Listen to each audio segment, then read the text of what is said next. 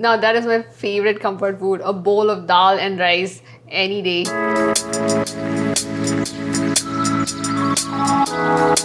Today we're making this super easy, no onion, no garlic, no chopping, turmeric spinach dal. It comes together super quickly. You won't believe how much flavor is there in the dal with just a few spices.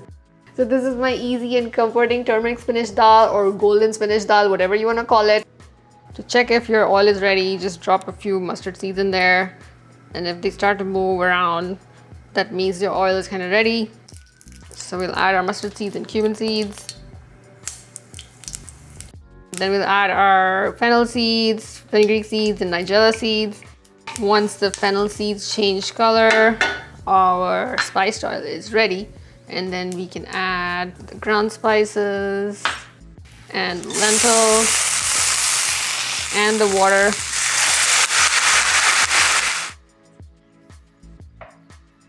And now you just have to wait for the lentils to cook, and we'll add the spinach in the last few minutes of cooking.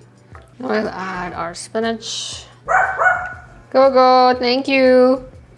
We'll simmer this for a few minutes and our dal is ready. If you want the dal to be creamier, you can add some coconut milk or some non-dairy milk in the end, or some non-dairy yogurt, or just mash some of the lentils to make the creamy dal. Squeeze a lime or lemon, whichever you prefer, and some pepper flakes, and we're good to go. Serve it with good Indian basmati rice or roti or as a soup. This dal works in any which way.